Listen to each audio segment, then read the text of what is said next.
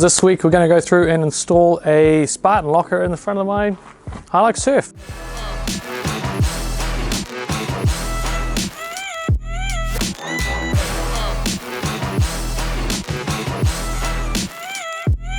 IFS vehicles tend to struggle keeping their wheels on the ground, and once you lift a wheel, of course, you lose traction because they open front diff and possibly open rear diff. I've got an LSD in the rear of mine, so I've been able to get through a lot of stuff that I normally thought I wouldn't be able to, but I'm still losing traction in places, so of course I'm going to go through and install our Spartan locker. Picked this up off Amazon for about 400 bucks, and it's going to solve my traction issues. First things first though, we might as well go through and actually look at what we get in the kit and figure out how we're going to do this. Here we are, Spartan auto locker.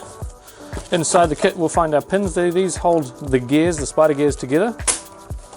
And here's the actual kit itself. Very basic, very simple, very easy, which is awesome because it means we can do this installation in the garage in a matter of hours. The instruction manual, that's it, 400 bucks, done and dusted. Not bad really, considering the off-road capabilities I'm going to gain from this. Now I pulled my differential out of my truck yesterday because I needed to charge my batteries and it was a bit of a pain in the ass. So it's out, I've cleaned it up and it's now prepped and ready. We can go through and crack all these bolts now and pull the diff out of it and start breaking that down to install our auto locker.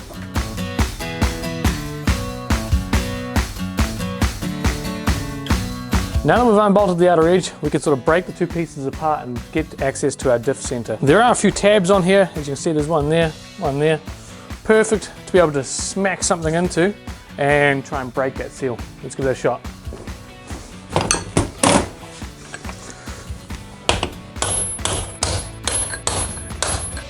Oh, we got movement, a little bit of movement. There we go.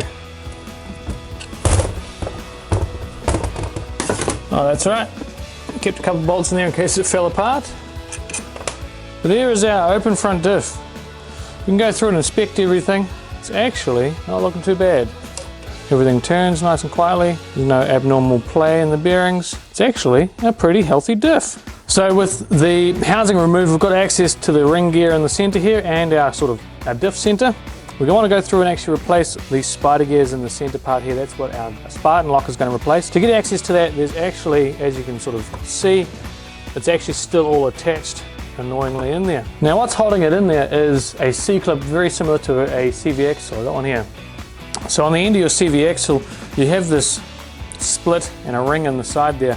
That is essentially exactly the same thing as what's in there, and that's what's actually holding it in place right now. So we have to go through and try and push it out of the way so that basically we can pull our center out. So there's a sort of a cheeky way to do this, and that's simply just get a bit of a pry bar in there and separate it with a bit of a hammer. So we'll give it a shot, see if we can break it off. We'll go with the little hammer just because I don't want to be breaking stuff too soon.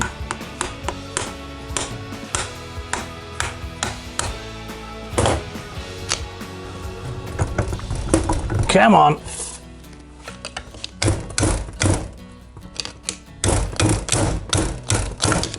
There we go.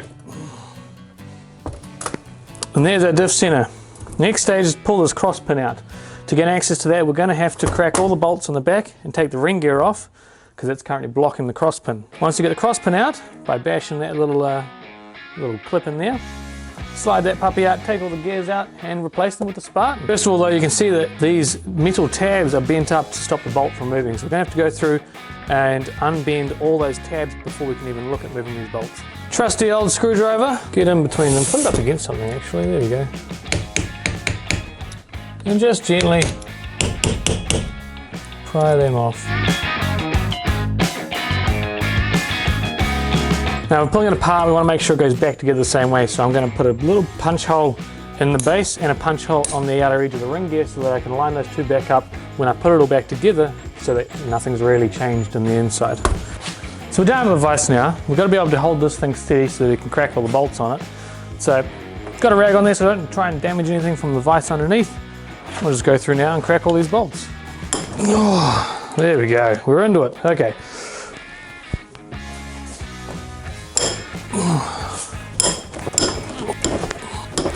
There we go, back to the workbench. It's been going around slowly, tapping the ring gear down. There we go. Now we can finally get this pin out. You can see here that there's a pinhole here, which also coincides with a pinhole way down here. Inside there is a tiny, is a split pin, well, sort of like a split pin, that is essentially jammed in there holding that in. So all we need to do is punch that out and we're going to be able to slide our cross pin out. But as you can see with that pin removed now, we can basically pull that central pin out. So now it's just a matter of removing all those center gears. Now you can see here, oh, one fell out. There's one spot again, and it comes with a washer on the back. Make sure you take the washer too. And same again, washer on that one as well. Which means again, a washer on that one. We now have an open carrier, perfectly set up for our new diff center to go in. Let's pull out the bits and have a look at how she works. These two parts are held together. That's where that center pin goes, right through the center there. And in these holes and these grooves sit spring-loaded locking pins that push it externally out towards these gears. So it clamps it up against this gear with a bit of pressure, but then of course when there's lots of pressure on, it's got enough to be able to push back and slip a notch, and then push back and slip a notch, and slowly, that's how you turn a corner. Clack, clack, clack, clack. As in a straight line, you have a locked center that turns both wheels at the same time. Nice cheap little fix to it. So let's kick into installing this part. Right, so with everything apart, we've got the gear sets out. First, nice and easy. Your Spartan locker gears click into, either side here. Just like so. We're not using those thrust washers that came with the original sets on either of them. That's going to stay with the original gear set. Now, these little bits here, these came with the Spartan locker kit. What these are holding pins and the springs that hold it all together. So we have this little mechanism here with a hole enough to fit a spring in. They will sit inside all these gears here. What these do, apply pressure to the opposite side. By applying that pressure, it keeps it locked. These little steel pins here, the way they work is we're going to push these all the way down as far as we can, and that pin will slide into there, holding that spring in place, like so. That's not sketchy at all, eh? There's a bit of pressure behind them actually.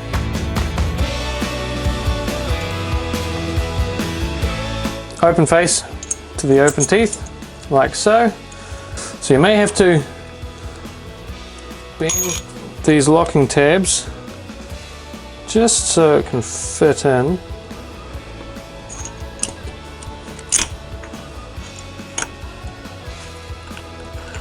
Oh, look at that, eh?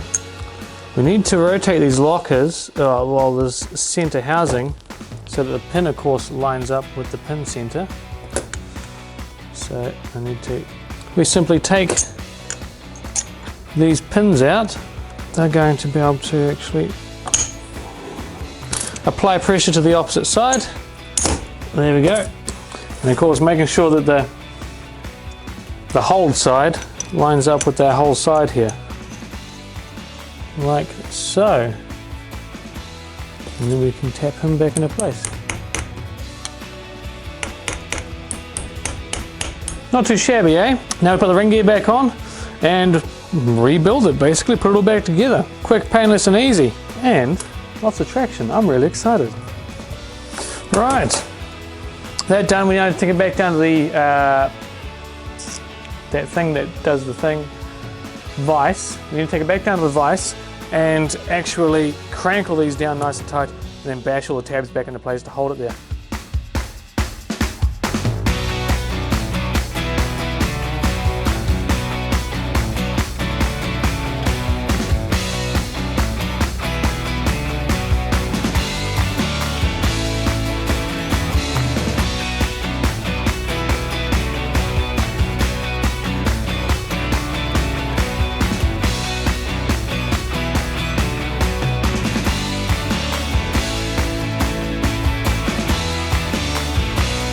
Just like that, she's all back together. Time to go back into the housing. My hand hurts from holding the damn punch though. Easy stuff. Back to the workbench. Right, back here again. We can now put this all back together. Now what I'm actually going to do first, before I go placing everything back in, is clean up our outer edges, because once everything's back in, I want to put it back together quick and easy. So I'm going to go through with a scraper, clean up all our outer edges of both diff housings, both halves of the one diff housing, and prep it so that when we go to put it back together, I can squirt some stuff on and slap it. Two things you'll need for this scraper: scouring pad. Both of these work really well to get rid of all old silicone we don't need anymore. Gone through and cleaned up all the surfaces so that they're nice and smooth for when we install these things back together. So now it's a matter of putting our carrier back into our housing here. Of course, we have to get past that C-clip as we had before and squeeze it all in. It's really just a matter of trying now to find that spot right there.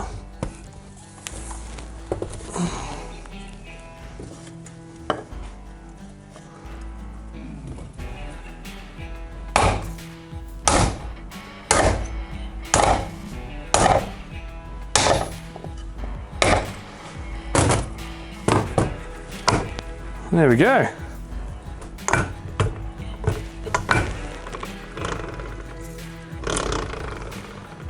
We are officially attached. That was quick and easy. Thank you, piece of wood. This is a good idea. Go through and inspect your teeth as well. Mine are all looking pretty darn tidy. So no worries or qualms there. RTV time.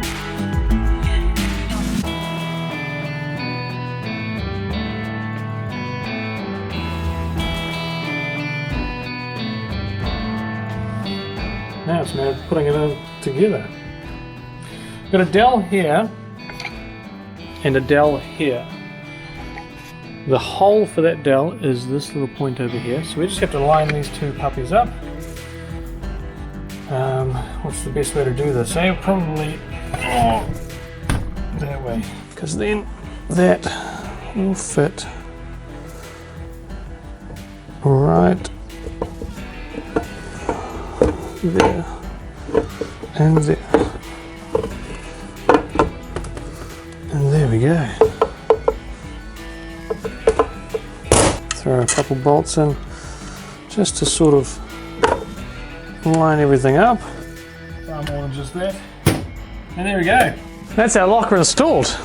Next part, of course, is to install the diff back into the truck. However, I'm still waiting on a couple CV boots to be able to do that. So this puppy can sit here.